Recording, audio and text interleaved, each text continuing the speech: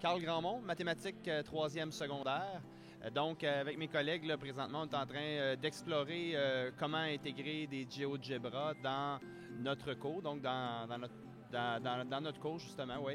Et puis, ce qu'on vient d'apprendre, c'est qu'il faut passer par, un peu comme YouTube, il faut passer par GeoGebra 2. Donc, on vient de s'abonner. On a réussi à mettre en ligne pour nos élèves actuellement une vidéo animée, parce que les jeunes peuvent jouer parce que j'ai des paramètres.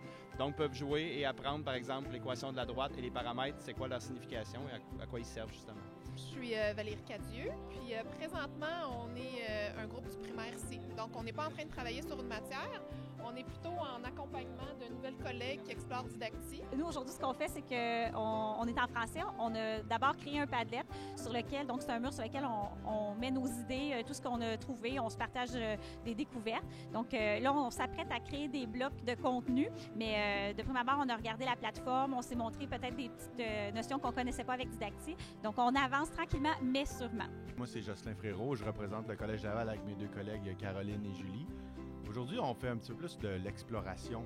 On fait des tests parce que, bon, on connaît beaucoup la base de Didacti. Fait qu'on a fait des télagamies, les filles.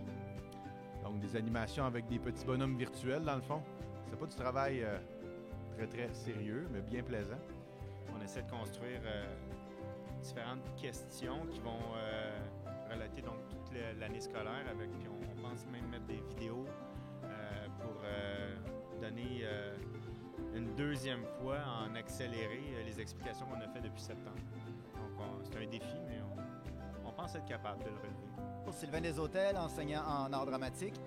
Aujourd'hui, on a essayé de partager des journaux de bord, des exercices, des questions qu'on pose à nos élèves, en jouant à tour de rôle le rôle d'enseignant et d'élève, voir comment on pouvait corriger, annoter les réponses qu'on recevait sur nos comptes respectifs. Nous autres, on est en sciences technologies. Notre but, c'était de créer. Puis finalement, on a tellement partagé des nouvelles applications qu'on est en train d'apprendre les applications avant même d'arriver à créer parce qu'on découvre plein de nouvelles choses. Le fait d'être plein de personnes ensemble, ça nous permet de découvrir des outils qui vont nous permettre, dans le fond, de mieux enseigner.